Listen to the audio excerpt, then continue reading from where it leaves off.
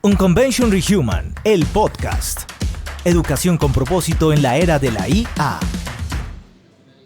Seguimos en Unconvention Rehuman, un espacio para pensarnos, repensar, reflexionar, interpelarnos desde la educación a partir del ejercicio de nuevas tecnologías, la inteligencia artificial, nuevas posibilidades que nos traen los escenarios de educación.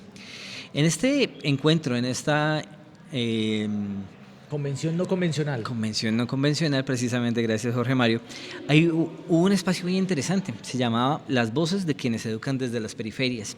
Y en ese orden de ideas, pues también empiezan a llegar preguntas, que es un poco el gran sentido de esta no convencional.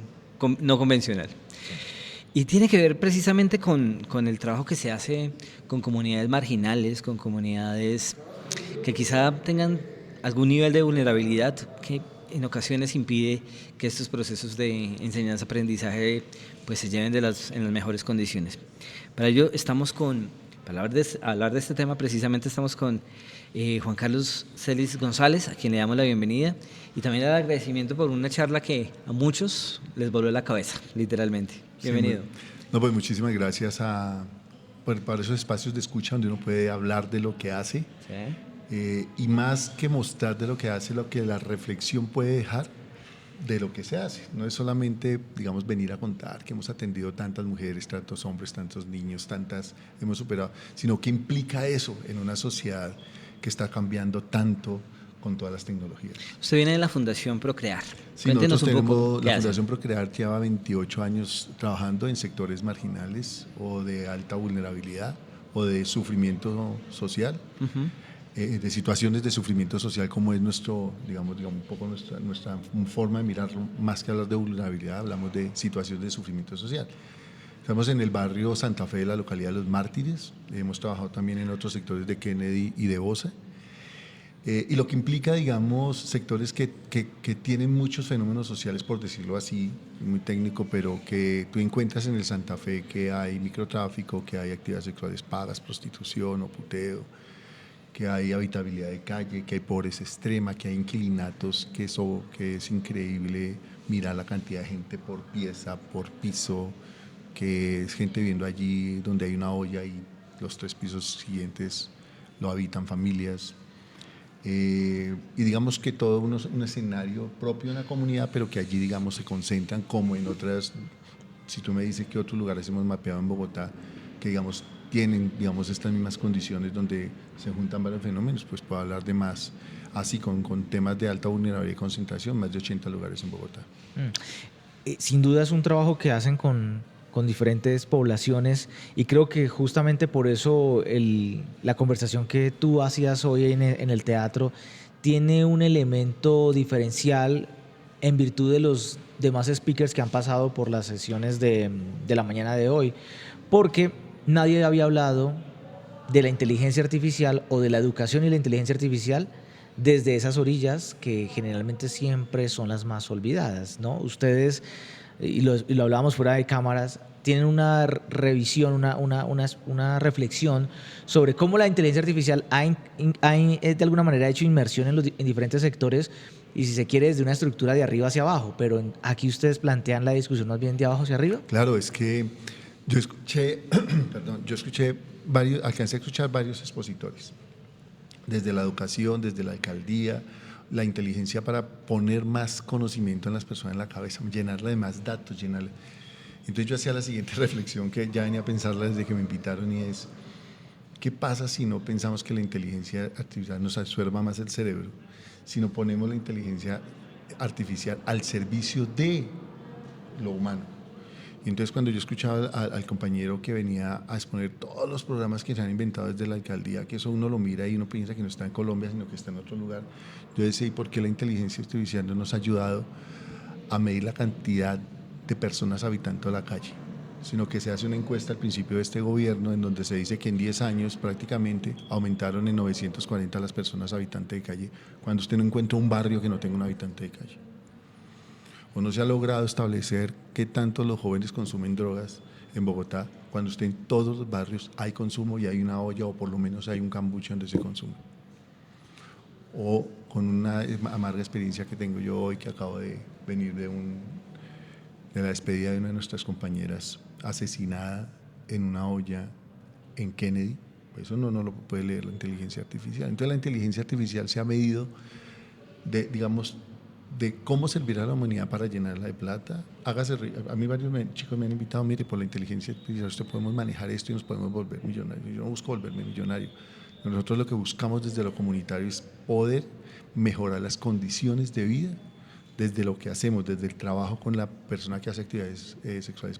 Déjenme entrar a la olla y hacemos cosas de educación. Y miramos entonces cómo aplicamos la inteligencia artificial después de que volvamos a los lugares que abandonamos, porque la tecnología nos ha amarrado un aparato en las manos que no nos deja ver nuestro alrededor. ¿Ya tienen esa experiencia con algún grupo de los que la fundación atiende? Ese ejercicio de usar la inteligencia artificial, pero para las necesidades de esos grupos poblacionales específicos. Una de las cosas de estas poblaciones es que siempre estamos pensando en que si hacemos emprendimientos, los estamos sacando de la pobreza. Ese ha sido el discurso del desarrollo. Entonces hacen un proyecto donde ponen a una mujer a hacer muchas cosas, a capacitarse, le regalan tal vez un carrito para que haga empanadas y ya superamos el ejercicio de la pobreza porque la pusimos a vender empanadas en una esquina. Nosotros un poco lo que hemos tratado de hacer es cómo colectivizamos el ejercicio de esos sueños de las personas para que después se vuelvan individuales. ¿Cómo hacemos? Y digamos, hemos tenido, digamos así, en los últimos momentos dos cosas, digamos, representativas. La primera, un parche costurero, ¿cierto? En donde hemos luchado para que no se convierta en un satélite donde usted tenga 8 mujeres ganándose 100 pesos por cada cuello que hace, sino que construyan, participen en cosas de moda, trabajen la moda circular. Entonces ya hemos logrado ir a exposiciones donde las mismas chicas han desfilado y han mostrado lo que han hecho. Pero entonces no esperamos que tengan mucho trabajo para pagarles, buscamos cómo pagarles sin necesidad. Entonces, por ejemplo, en Ética estamos buscando recursos porque vamos a hacer 200 kits para hombres rurales que estamos trabajando el tema de masculinidades. Entonces lo buscamos en inteligencia artificial, pues nos va a dar muchos datos. Tal vez busquemos la persona que nos ayude a pagarles a ellas para que nos hagan eso y que ellas sientan que lo que está haciendo tiene un valor, ¿sí? Y entonces pensarme en la inteligencia artificial allí tiene que ver desde cómo enseño, para qué los kits, cómo gestiono dinero, pero no las vuelvo esclavas de un proyecto, las vuelvo parte del proyecto. Y si ellas me hacen ese kit, esas maletas, y las llenan con las cosas que los hombres del campo deben entender para que entiendan las masculinidades y se bajen de los machismos, pues ellas van a ser parte de ese proceso. Pero si yo pongo aquí un empresario que está enamorado de la inteligencia artificial, pues eso no da billete. Pero tal vez sí me acerca a lo humano, sí me conecta con la realidad que viven las poblaciones. Las poblaciones que precisamente Juan Carlos nos trae a colación son poblaciones que en medio de su marginalidad, un poco su vulnerabilidad o esa situación de sufrimiento que usted nos cuenta, pues muchos no tienen como en el radar el tema de educación y quizá mucho menos el de inteligencia artificial, pero como usted lo dice, estas herramientas sirven precisamente como para diseñar políticas, si es el caso, programas, establecer algún tipo de mapeo, pero un poco más allá de esa identificación y frente a procesos quizá educativos que se puedan llevar a cabo en estas comunidades. No solo desde lo reactivo, sino también desde lo preventivo y también del acompañamiento social que ustedes están haciendo, herramientas de educación, la misma reflexión que ustedes están planteando en un espacio como este, ¿qué tanta recepción puede llegar a tener? Digamos que no, hasta ahora no, estamos empezando a llevar la inteligencia artificial a la calle y a estos lugares marginales. Yo quisiera saber cuántas organizaciones sociales invitadas a este evento me pueden decir, ya estamos llevando el tema específicamente. De acuerdo. Uh-huh. Pero yo no lo estoy negando, yo creo que es que hay que volverlo al servicio de lo humano, no sacarlo de lo humano, pero pues la inteligencia artificial nos tiene metido en 4 guerras ahorita. Uh-huh. Y una, la inteligencia artificial trata de taparla, que es las guerras africanas. ¿Sí? La inteligencia artificial no nos habla de las guerras africanas. ¿Sí? Entonces, de alguna manera la inteligencia artificial también está blanqueando todo. Claro. Entonces, nos ponen en un país ideal que no lo está, en la marginalidad. Entonces, un poco lo que nosotros estamos diciendo es, va a tocar de alguna manera volvernos a pensar todo esto. Entonces, vamos a volver con los estudiantes al inquilinato a pedirle al man de la olla que nos deje entrar, que vamos a hablar de salud, que vamos a enseñar, que nos vamos a meter respetando, porque ellos son actores. Mientras sigan siendo actores de la comunidad, están ahí. Y hay códigos puntuales y legales. Pero déjenos volver a entrar. Porque lo que está pasando ahora es que los estudiantes que están saliendo hoy en día profesionales, cuando los vamos a entrevistar para un proyecto, lo primero que me preguntan es, ¿cuántos días es virtual y cuántos días son acá? Y entonces, es que yo necesito unos 3 días virtuales y 2 acá para poder trabajar. Y entonces no trabaje acá, hermano. Porque esto es lo comunitario, claro. Esto es lo humano, esta es la realidad con el otro. Si tú quieres hablar de inteligencia artificial, si quieres para que la otra persona te empiece a conocer, vas a estar en la distancia, primero tiene que conocerte. Claro. O sea, ¿cómo yo voy a hacer educación en una olla donde yo saco un celular y me lo roban? O donde la pobreza no deja tener un buen aparato para eso, o donde el internet no está. Entonces, pensarse de otra manera a este acelere que nos llevan, de que todo es tecnológico, de que todo lo amarro, de que todo lo tengo en la respuesta inmediata, es lograr volver a lo humano, volver a la gente para saber realmente dónde está la conexión con el otro. Porque redes ya no tenemos. Aquí la gente dice, es que yo tengo tantos contactos. Y tantos seguidores. Pero realmente ¿con cuáles se habla? Se vuelve esclavo de sus seguidores para que le den me gusta, no se vuelve parte de sus seguidores. O sea, realmente no son sus seguidores. Realmente es una masa que necesita para que, como dijo esa serie que hay por ahí de Black Mirror, que usted es en la medida, en la cantidad de me gustas que usted tiene. Si no, no eres. Entonces, si yo no tengo me gustas, no soy. Entonces, si ese mundo me lo ponen de frente, yo seré uno de los que no quiero tener me gusta, porque me esclaviza. Y la inteligencia artificial, yo sí creo que si la volvemos de este lado, no nos va a esclavizar, nos va a posibilitar volver a lo humano. Eso quiere decir que no me aleja del otro, me acerca, porque me va a identificar con lo que esta tecnología y estas realidades nos ha alejado. Aquí es muy fácil escuchar a políticos profesionales que dicen, mataron 50.000 niños en Gaza, o 7.000, no se asombran, han perdido la capacidad de asombrarse. Entonces, lo que nosotros decimos desde la tecnología, desde la fundación, vamos a recuperar la capacidad de soñarnos con el otro, la capacidad de soñar colectivamente. Ya no podemos soñar de manera individual porque no nos alcanza con todo lo que tenemos alrededor. Es que es estresante todo lo que tenemos. Pero si lo volvemos colectivo, si nos volvemos a encontrar. Mire, les voy a decir una cosa que me pareció a mí muy chévere y que lo hice a propósito bajándome del auditorio. A ver.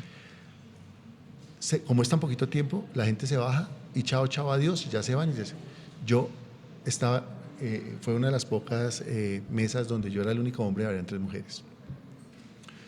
Eso me pareció una cosa que hay que sorprenderse, porque ahora los auditorios para que fueran solo de hombres. Y me paré y a cada una, y le dije, gracias por estar conmigo haciendo estos diálogos, y lo hice en la tarima. Y cuando bajé recibí, y en lo posible di la mano a los que me estaban agradeciendo por la charla. ¿Eso se puede hacer en lo virtual? No. Usted apaga el computador y se va. Hasta y pierde la posibilidad con el otro. Hasta que no le gustó lo que yo dije, dígamelo. Eso me hace crecer.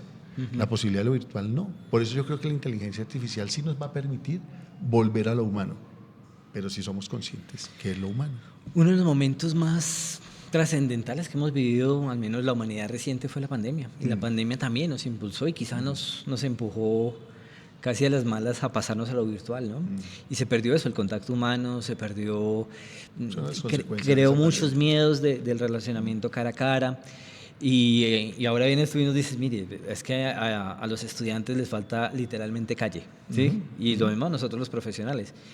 Es muy cómodo hacer las actividades del día a día, de la comodidad de su hogar, de la comodidad de su escritorio, pero en efecto eso es lo que hace falta. Y eso ya integrado a un modelo quizá de inteligencia artificial que te ayude a procesar, a manejar esos datos que se toman en terreno, en territorio, pues también dará como al menos una información, una data que te permitirá tomar otro tipo de decisiones, reorientar políticas públicas, inversiones, todo este tipo de cosas.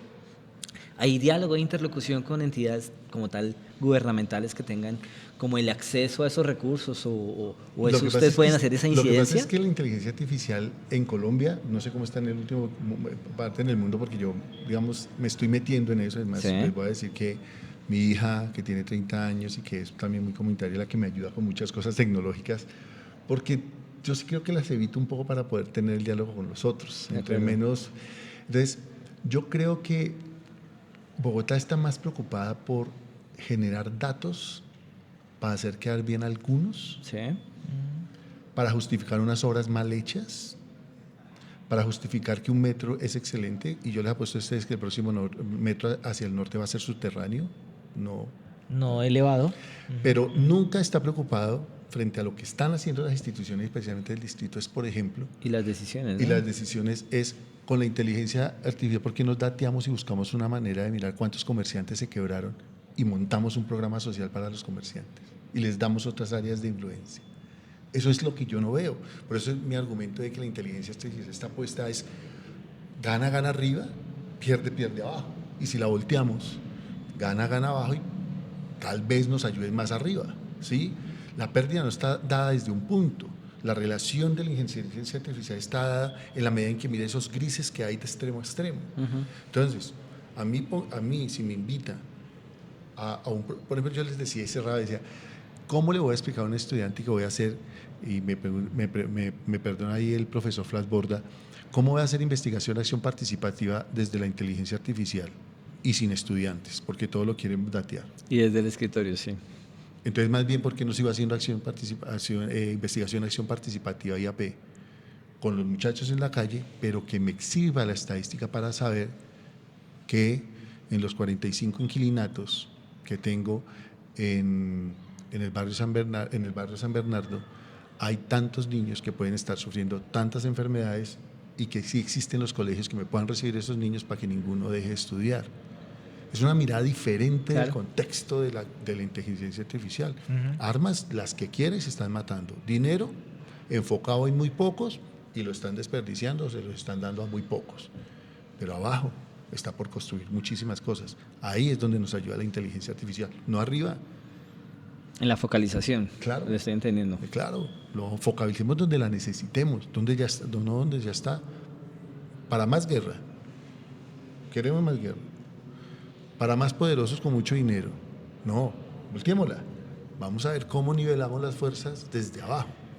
Lo que pasa es que estos discursos entonces se convierten por los medios, ¿sí? O en un populista, o en alguien que no sabe hablar y entonces hiere a otros, o simplemente porque uno está buscando me gustas, cuando realmente uno está pensando en que la tecnología debemos empezarla a ver en otras direcciones. O en flor de un día y que los esfuerzos se quedan en la voluntad política, en el gobernante de turno, pero como tal incidencia política en términos de una política de largo aliento. No, hasta ¿Hay ahora aliados hasta el momento? Digamos, nosotros tenemos, digamos, para el tema social y por ejemplo, el tema de drogas, el Ministerio de Justicia, el Ministerio de Salud. Hay unas secretarías que estamos, digamos, trabajando temas y abordando temas con migrantes. Tenemos aliados, o sea, esa red no se puede perder, esa red no es virtual. O sea, yo trabajo, la Fundación Procrear y mis compañeras trabajan muchísimo con la Secretaría de la Mujer, con el tema LGBTI, pero no desde la virtualidad, desde la presencialidad. Claro. Pero no sucede. Hagamos esta jornada de autocuidado para habitantes de calle. Vamos a donde sospechamos que se están violentando a las mujeres. Lleguemos donde pasó algo y era muy chistoso porque les voy a contar una experiencia así muy rápido.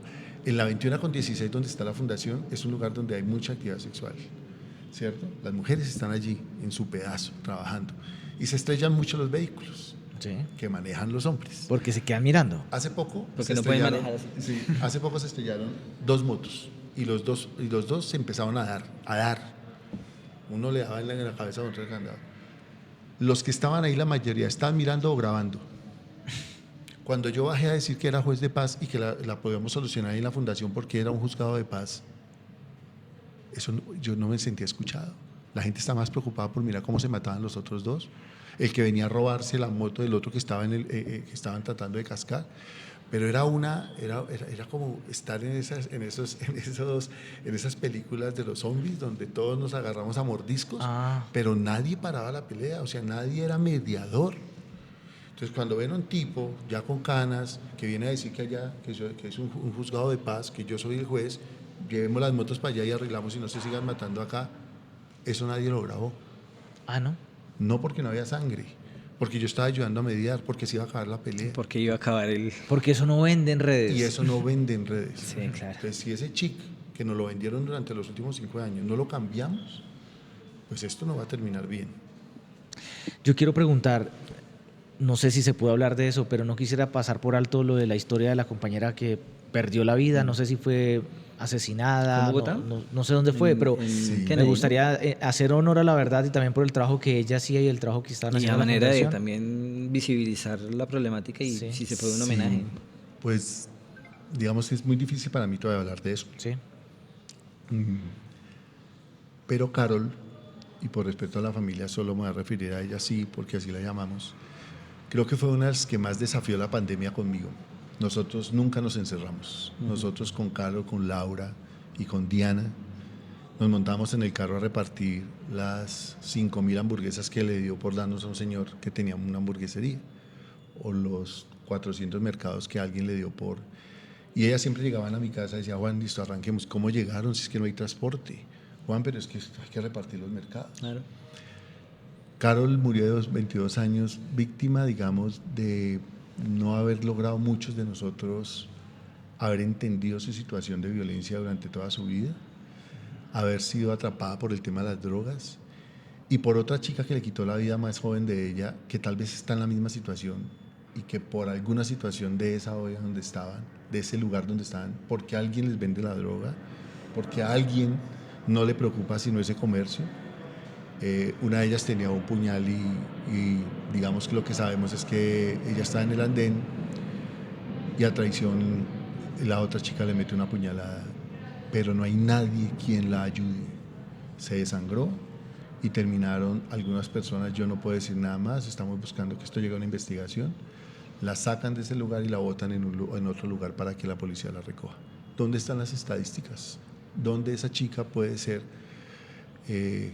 mirada porque le pueden estar pasando a otras chicas en el mismo sector, en Kennedy, en Bosa, en San Bernardo? ¿Han visto lo que está pasando con las mujeres y el tema de desplazamiento que hay en el barrio San Bernardo en la primera con Ortúa? Eso es de locos. Eso es de locos. Están desplazando mujeres. Claro, porque están cerrando, porque están construyendo. ¿Y qué era ese barrio? Pues un lugar de inquilinatos, un lugar de actividades sexuales pagas, un lugar donde está el tema de microtráfico. Pero el tema social no está, porque primero está el cemento, primero está la construcción, primero está la modernización, el edificio de la nueva alcaldía que va a quedar espectacular, pero la gente no está, lo humano no está puesto allí, y menos en esta alcaldía. Y además que el terreno se valorizó de alguna forma, estas comunidades cada vez tienden a atomizarse, pero después se vuelven a concentrar. Un poco lo que pasó en el fenómeno de Cartucho y Bronx, claro, ¿no? Lo que ha pasado con los gobiernos cuando han desplazado a los habitantes de calle. Los vamos a sacar de aquí, les pintamos unos programas, nos olvidamos, recuperamos el sector, pero después tú ves que están en otro lugar. Entonces, si tú me dices del Cartucho, se vino después del Bronx al Cartucho, a Cinco Huecos, La Cesta, el Cartuchito. Y si ustedes quieren saber, yo siempre lo he dicho y se lo he dicho a los últimos 3 alcaldes, el nuevo Bronx está muy puesto en el barrio Santa Fe. El nuevo Bronx. Bueno, pues ahí está. Son reflexiones a las que queremos llegar justamente en conversatorios como este que estamos sosteniendo en la Universidad Uniminuto. La verdad que muy diferente esta conversación a cualquiera de las otras que hayamos tenido en la sesión de este 3 de julio, así que quedamos muy interpelados. Creo que esa es justamente la sensación que tengo en esta oportunidad. No lo había visto de esa manera y agradezco que te hayas tomado el tiempo también para atendernos y explicarle a nuestras audiencias de la radio y la televisión la mirada que tienes tú, la organización y seguramente un montón de organizaciones sociales más en nuestro país que ven lo de la inteligencia artificial de la misma forma en la que ustedes lo están haciendo. No, José, muchas gracias por la invitación. Juan Carlos, muchas gracias. A ustedes, gracias. Unconvention Rehuman, el podcast. Educación con propósito en la era de la IA.